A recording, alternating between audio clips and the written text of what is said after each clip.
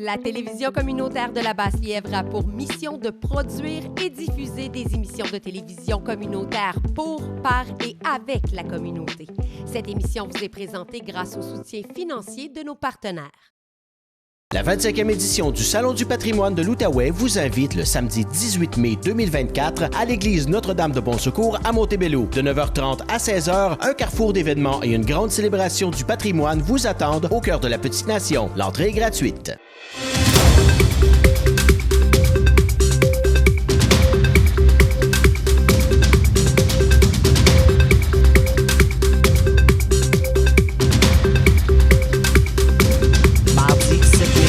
Aujourd'hui, on termine l'émission avec un crime qui a eu lieu il y a plus de 270 ans, revu à la sauce moderne.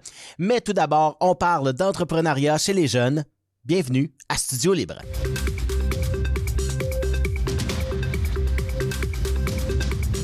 Les PME sont le poumon de notre économie au Québec. Il y en a beaucoup, mais pour stimuler ces petits entrepreneurs-là, ça prend des activités parce que ça commence jeune. Et d'ailleurs, il y a une grande journée des petits entrepreneurs qui s'organise le 1er juin et c'est la première fois qu'on l'a fait dans la Basse-Lièvre et c'est le RGABL qui a décidé de prendre cette activité sous son aile et on va en parler avec la directrice générale du RGABL, bien sûr, Vicky Gaidon-Farrand. Bonjour. Bonjour. Merci beaucoup de venir parler de cette grande journée des petits entrepreneurs parce que, comme je le disais au départ, les PME, il y en a beaucoup. On n'a qu'à penser à notre boucher, à notre coiffeuse, à tout le monde qui se promène. On n'a qu'à se promener sur la rue principale ici à Buckingham pour en découvrir beaucoup.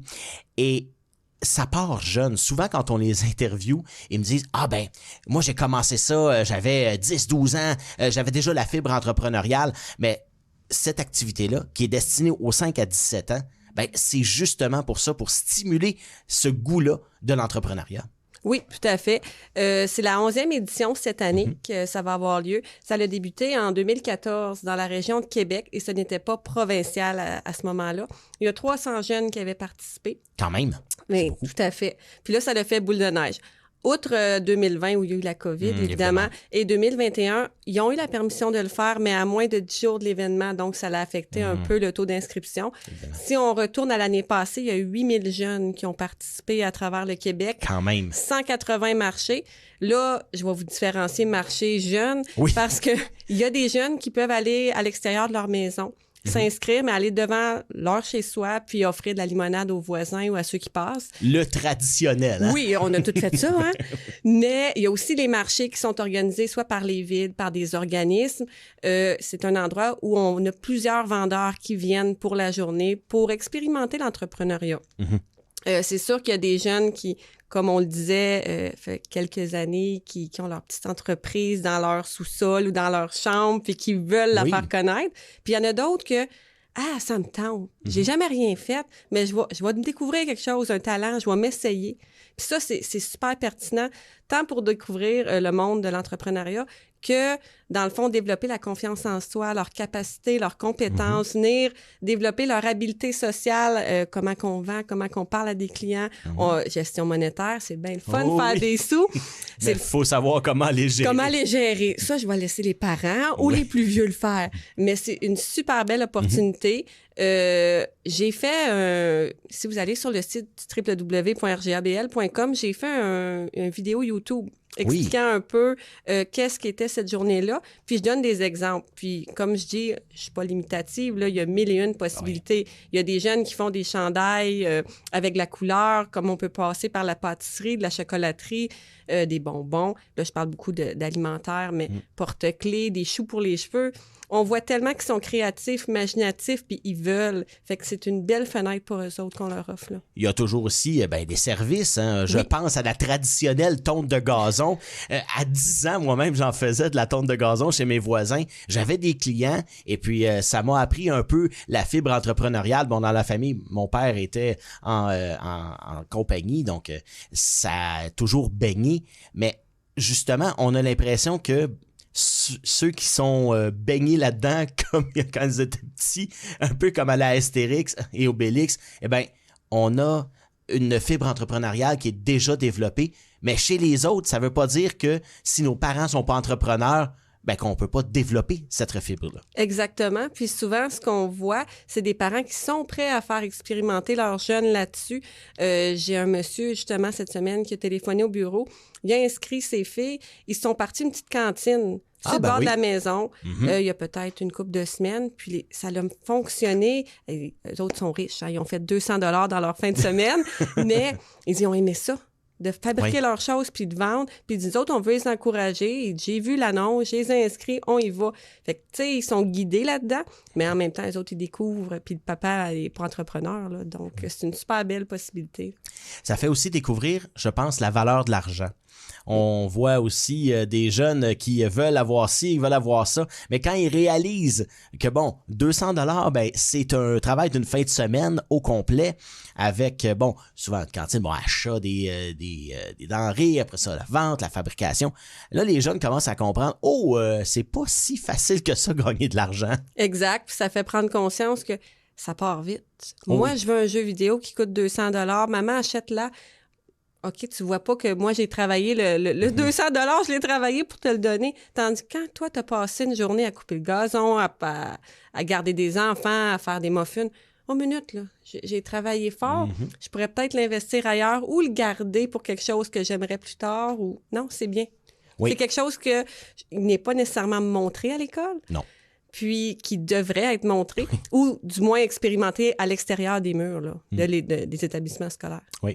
On avait des cours d'économie. Familiale. Économie familiale et économie aussi un peu plus tard, qui nous apprenaient à faire un budget, à faire des dépenses juste et bien organisé pour en avoir le plus pour notre argent. Aujourd'hui, peut-être c'est un petit peu moins. Et souvent, quand on regarde les médias, on va prendre un TikTok et des gens qui deviennent populaires instantanément et qui commencent à avoir des comme on dit en anglais, des followers et tout le monde veut s'associer à eux, des compagnies. Il y a de l'argent supposément à faire avec ça. Mais quand on voit tout le travail, quand ils nous expliquent que le travail en arrière. Et il y a un professeur qui m'avait dit, à un moment donné, il dit, il y a une seule place où le mot succès arrive avant le mot travail et c'est dans le dictionnaire. Si on regarde ça, S, il vient avant T, mais justement, c'est la seule place parce que pour avoir du succès, il faut travailler. Souvent, on va dire, telle personne est rendue millionnaire, on va prendre les sportifs par exemple, mais il y a du travail en arrière de ça. Donc, de voir que, justement, l'argent tombe pas des arbres, on dit souvent, mais c'est une belle occasion. Et puis, si les jeunes veulent participer, qu'est-ce qu'on peut faire pour, justement, les envoyer? J'imagine qu'il y a un site web pour ça. Oui, c'est le site web, c'est le www.petitsentrepreneurs au pluriel en un mot, petit s entrepreneurs.ca. Vous allez vous inscrire. Il y a 2 inscriptions. Comme tantôt, j'en ai parlé, on peut s'inscrire individuellement puis participer de son domicile ou on peut joindre un marché.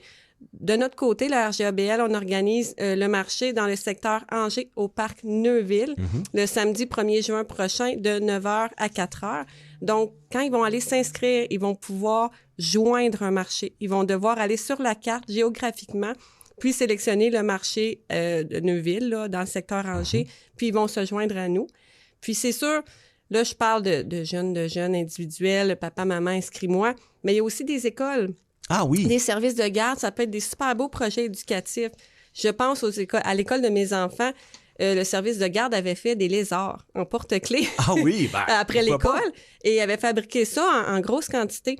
Donc, pendant des activités parascolaires, quand les parents étaient invités à l'école, ils vendaient ça. Et les sous retournaient au service de garde pour des jeux, des sorties. Donc, ça peut être une belle avenue pour les écoles de nos secteurs. Là, je parle de service de garde, mais ça peut être des classes. Ça peut être un projet en plastique, ça peut être plein de choses. Donc, ça aussi, ils peuvent joindre un marché, s'organiser avec les parents s'ils veulent venir une fin de semaine. Bien des possibilités. Et aujourd'hui, avec l'avènement de la technologie, je pense juste, on parle de porte-clés, mais je pense à l'avènement des imprimantes 3D. Oui. Eh bien, aujourd'hui, c'est facile de faire des objets et qui vont être utiles si on a un petit peu de jugeote et puis un peu de créativité. Aujourd'hui, ça nous donne à peu de frais quand même le pouvoir de faire ça. Donc, il y a 1001 possibilités. Oui. Je regardais, avez-vous des restrictions au niveau du nombre de kiosques que vous pouvez accueillir pour ce fameux 1er juin? On s'est mis un barème de 40. Le monde dit que je suis très ambitieuse. J'aimerais beaucoup combler mes 40 vendeurs. Actuellement, si vous allez vous joindre au marché, j'ai 3 kiosques de vendus. Je vous dirais, en toute honnêteté, 4. J'ai pas inscrit ma fille encore, mais elle va être présente. C'est mes cordonniers mal chaussés qu'on dit. Donc, j'ai encore beaucoup de place. Ça va être toute la journée. Il va y avoir de l'animation pour les familles. Il va y avoir de la musique. Ça va être une super belle journée, autant pour les vendeurs que pour la communauté. On encourage vraiment les gens à venir encourager la relève de demain, là, puis de donner un petit coup de pouce. Là. Et je voyais aussi la liste des partenaires au niveau national. C'est quand même pas rien. On parle de la Fondation de la famille Lemaire qui ont fondé Cascade du côté de Kings Falls. Il y a Desjardins, bien sûr. Il y en a d'autres aussi qui sont partenaires. Ça. Donc, j'imagine que pour ces fondations-là et ces entreprises-là de commanditer cet événement-là, ben ça ajoute à la plus-value d'être un entrepreneur. Là. Bon, on voit des gros noms de compagnie, mais ça a parti d'une idée, ça a parti pratiquement d'un sous-sol où quelqu'un qui avait eu une idée, puis dire, ben je vais commencer, puis on verra ce qu'on s'adonne. Là. Exact. Comme j'ai dit au début, en 2014, c'était vraiment une idée de la ville à Québec, 300 participants, puis là, on est rendu à 8000 après toutes les éditions. Donc, on voit que c'est quelque chose, j'irais dire, un besoin. Oui. C'est un besoin. Oui, absolument. Il faut former la relève. Exactement. Puis, on parle de grosses compagnies qui chapeautent l'événement au niveau national, mais dans toutes les régions, il y a du régional, il y a du provincial. Beaucoup, si vous allez fouiller sur le site, parce qu'il n'y a pas juste inscription, il y a de l'information, il y a des vidéos des années précédentes et tout. On voit beaucoup de chambres de commerce, de regroupements de gens d'affaires, des carrefours jeunesse-emploi qui appuie l'événement, qui commandite l'événement. Donc, dans le fond, ça rejoint pas mal tout le monde. Là. Oui, effectivement. Ben, au RGABL, à un moment donné, ben, il y a des gens qui vont prendre leur retraite, qui vont céder leur entreprise. Ça, c'est tout un autre dossier, la cession d'entreprise. Oui. Mais il faut avoir de la relève. Et d'ailleurs, beaucoup d'entrepreneurs disaient, ben, j'aimerais ça, céder mon entreprise à un autre entrepreneur. Mais le reprenariat, il faut les former, il faut les intéresser. Et comme on dit, on les intéresse dès le plus bas âge. Il n'y a pas juste pompier, policier ou astronaute comme métier disponible. Non, exact. Puis c'est pas des cours qui courent les rues. Il n'y a pas nécessairement... On va pas aller faire un bac en entreprise, un tel. C'est vraiment un amalgame de choses en administration, en marketing. Donc, dans le fond, quand ils touchent, après, ils peuvent aller chercher les besoins plus spécifiques dans leur scolarité future. Là.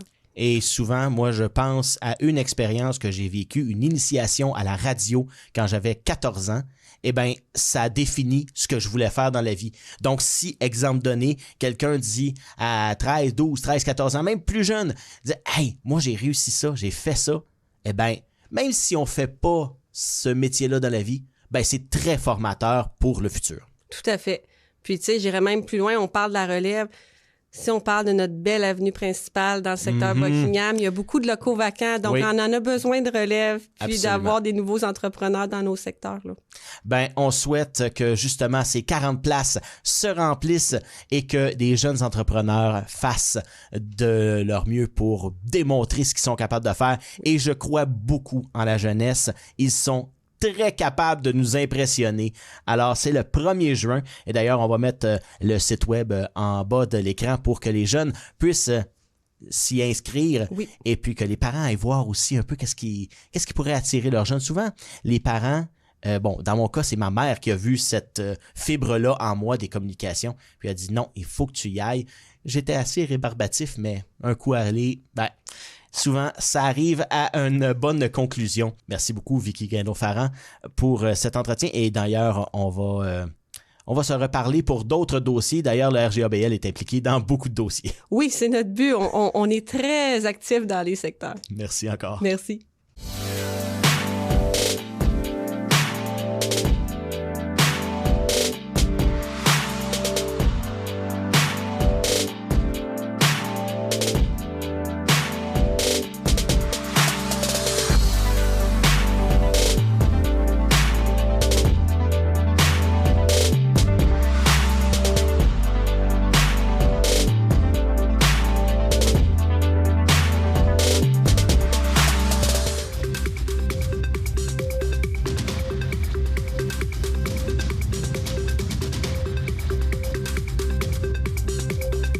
La technologie de nos jours nous permet de faire de grandes choses, mais aussi de revenir sur le passé. Et c'est exactement ce que mon prochain invité va faire en compagnie d'un comparse, M. Dominique Martin. Nous parlons maintenant à Léon Robichaud, professeur titulaire au département d'histoire de l'Université de Sherbrooke et aussi co-directeur du laboratoire d'histoire et de patrimoine de Montréal. Bonjour, M. Robichaud, bienvenue à l'émission. Bonjour, M. Caron. Merci de votre invitation. Et c'est une invitation qui est arrivée comme ça parce que j'ai vu un communiqué de presse passer et j'ai trouvé ça tellement intéressant. C'est que vous allez recréer un double meurtre qui s'est passé à Montréal en 1752 et vous utilisez la modélisation 3D, ce qui est vraiment génial, pour recréer l'univers et la scène de crime en tant que telle pour vraiment pouvoir la démontrer. La prémisse de base d'utiliser cette modélisation 3D-là pour recréer cet ancien meurtre, comment ça vous est venu à l'idée? En fait, ça fait quand même une trentaine d'années que je travaille avec des collaborateurs en modélisation 3D, tout d'abord au Centre canadien d'architecture au début des années 1990. Et donc, depuis toutes ces années-là, moi, je suis habitué en lisant des documents anciens que je peux visualiser la scène, je comprends de quoi il s'agit, mais je sais que pour d'autres personnes, c'est moins évident. Donc, je connais le milieu architectural, je connais comment les maisons sont construites, comment on organise l'ameublement, mais pour d'autres personnes qui lisent ces documents-là, c'est beaucoup moins évident. Ils voient plutôt des listes, un récit. Et donc là, l'idée, c'est que pour mieux comprendre le phénomène, pourquoi pas le modéliser en 3D? Pourquoi ne pas recréer la maison? Et voir comment les gens se sont déplacés, parce que c'est quand même un procès qui est très, très, très détaillé. Mmh. On a rarement des documents aussi détaillés pour des années comme 1752. Est-ce que c'est un procès qui a été un peu plus documenté que les autres à l'époque, ou est-ce qu'on en a conservé justement une version plus, je dirais, plus exhaustive? En fait, la procédure criminelle française, qui s'applique en Nouvelle-France à l'époque, nécessite une documentation qui soit très détaillée, parce que lorsque le procès est amené en appel, la Cour d'appel, dans ce cas-ci le Conseil supérieur à Québec, doit pouvoir lire l'entièreté de la preuve telle qu'elle a été écrite, et donc ça impose au juge qui instruit l'affaire vraiment une démarche qui est très détaillée et que tout est consigné. L'avantage qu'on a dans ce cas-ci, c'est qu'on a quand même 3 personnes qui témoignent de ce qui s'est produit dans la maison. Et donc, ça nous donne 3 points de vue différents, alors que dans certains cas, on a une personne seulement, ou on a personne, parfois on a trouvé, on a trouvé un corps et on essaie de recréer ce qui s'est produit, alors que dans ce cas-ci, non seulement une des 2 victimes a survécu assez longtemps pour expliquer qu'est-ce qui s'était produit, mais les 2 filles ont aussi survécu. Une s'était sauvée par la fenêtre, l'autre s'était cachée en dessous d'un lit. Et donc, on a vraiment ces points de vue-là qui nous amènent un niveau de détail qui, autrement, on n'aurait pas retrouvé ailleurs. L'histoire est quand même, à la base, assez simple. C'est une querelle entre voisins qui a dégénéré, évidemment, on s'entend avec plusieurs meurtres, mais c'est une histoire qui, en changeant quelques paramètres, exemple donné, c'était pour de l'argent nécessaire à l'achat de semences de blé, aujourd'hui, on change ce paramètre-là et c'est un crime qui pourrait avoir lieu dans l'ère moderne assez facilement. En fait, et en plus, dans l'ère moderne, de manière encore plus grande, parce que on est dans un contexte de changement climatique. Mm-hmm. Donc, si on veut vraiment mettre ça dans un contexte beaucoup plus large, ça fait 2 ans que les récoltes ont été très mauvaises, et c'est pour ça qu'on cherche des semences. Les semences ont tardé. Plus personne n'a de blé de reste pour semer, et donc il faut en trouver. Et donc, il y a cette question-là, qui a du blé, qui en a pas, où est-ce qu'on peut en trouver? Et donc, en fait, c'est un vol. Et entre ces 2 familles-là, entre la famille des victimes et la famille du meurtrier, la famille des victimes, Jean Favre et Marianne Bastien, eux se tirent quand même assez bien dans cette conjoncture très difficile-là. Lui, il est jardinier pour les hospitalières, il s'occupe du verger, donc il ne dépend pas seulement du blé, de la grande agriculture. Son épouse est couturière et il y a une 20aine de chemises dans la maison qu'elle s'apprête à vendre probablement. Donc, ils ont des revenus malgré la conjoncture économique difficile, alors que le meurtrier, Jean-Baptiste Goyer d'Ibelil, c'est un menuisier. Il y a une petite terre qu'il cultive avec plus ou moins d'intérêt. Et étant donné que le prix du blé est très élevé, les gens n'ont pas beaucoup d'argent pour recourir à ses services. Donc, lui, il vit très difficilement. Donc, lui, il est au chômage. Il vit très difficilement cette situation-là. Il a déjà 2 enfants, un troisième est né 2 mois plus tôt. Et donc, moi, j'ai l'impression qu'il est au bord du désespoir. En plus, son père lui a réclamé de l'argent. C'est ça. Son père, il devait de l'argent à son père qui lui a réclamé le remboursement d'une dette. Tout va mal. Il a vendu son cheval. Vraiment, c'est la catastrophe pour lui. Tout ça arrive en même temps. Et donc, ses voisins, c'est quand même à 2,8 km de distance, mais des voisins de campagne, finalement. Et donc, ses voisins, eux, ça va bien. Ils ont de l'argent en réserve. Et donc, pour lui, la manière d'aider à sa famille à survivre, eh bien, c'est de les voler. Mais pour les voler, il doit aussi tuer toute la famille pour essayer de cacher le vol. Évidemment, le fait que des personnes survivent va permettre au juge de reconstituer le fil des événements et de pouvoir le rattraper et de le condamner. Évidemment, quand on se retrouve avec des témoins oculaires de la chose, assez difficile de se cacher et de dire « non, non, je ne l'ai pas fait ». Il y a quand même un problème. Le juge devait surmonter un problème de l'ordonnance criminelle, c'est que étant que le témoin principal, Jean Favre lui-même, est décédé peu après, il ne pouvait pas participer à ce qu'on appelle la confrontation.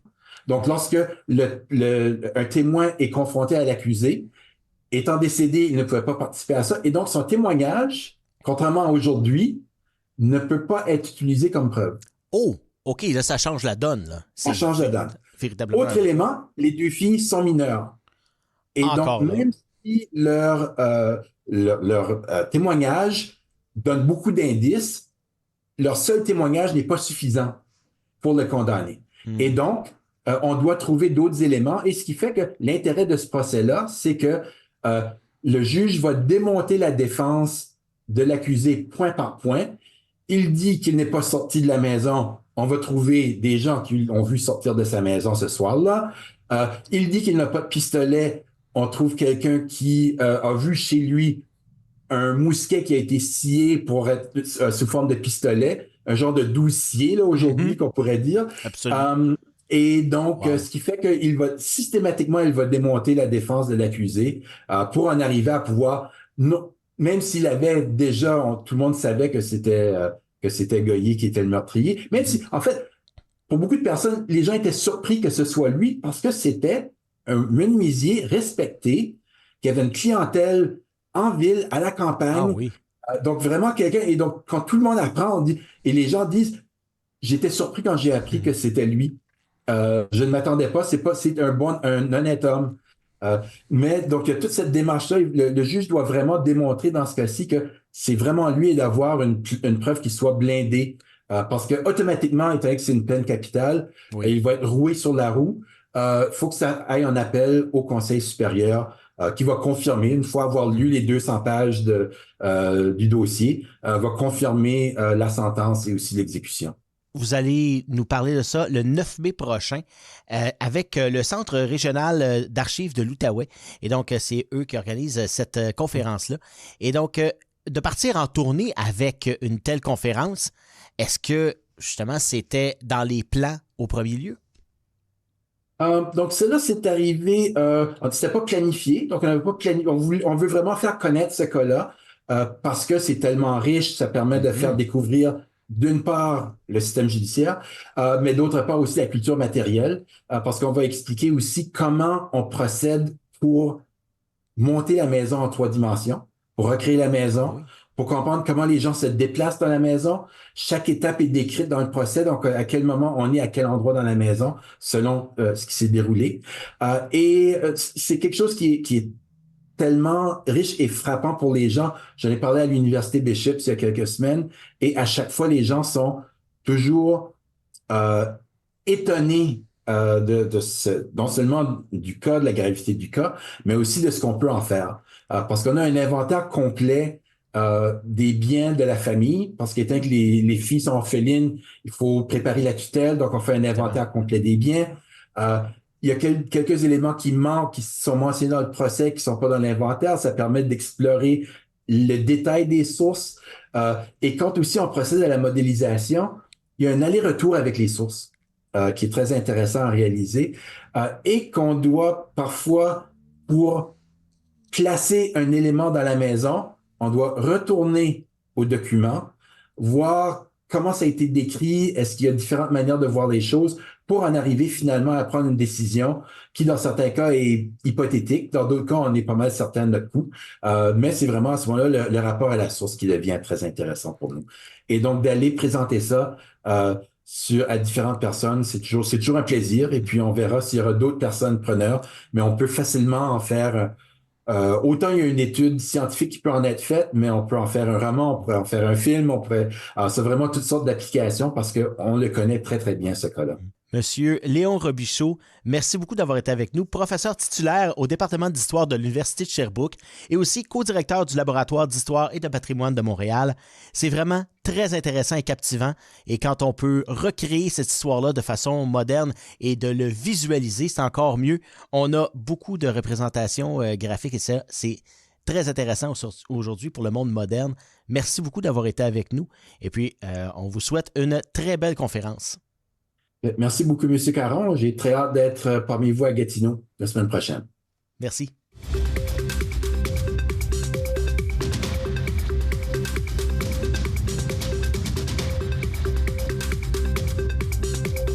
Merci beaucoup d'avoir été des nôtres pour cette édition du mardi 7 mai de Studio Libre. J'aimerais remercier mes invités d'aujourd'hui, M. Léon Robichaud et aussi Vicky Guédon-Farran. Donc, je vous rappelle encore une fois que nos émissions sont disponibles sur notre chaîne YouTube et vous pouvez également vous abonner et on a une page Facebook qui est disponible également pour nos nouvelles un peu plus au quotidien. Et donc, on se retrouve, nous, jeudi pour un autre Studio Libre. La télévision communautaire de la Basse-Lièvre a pour mission de produire et diffuser des émissions de télévision communautaire pour, par et avec la communauté. Cette émission vous a été présentée grâce au soutien financier de nos partenaires. La 25e édition du Salon du patrimoine de l'Outaouais vous invite le samedi 18 mai 2024 à l'église Notre-Dame de Bon-Secours à Montebello. De 9h30 à 16h, un carrefour d'événements et une grande célébration du patrimoine vous attendent au cœur de la petite nation. L'entrée est gratuite.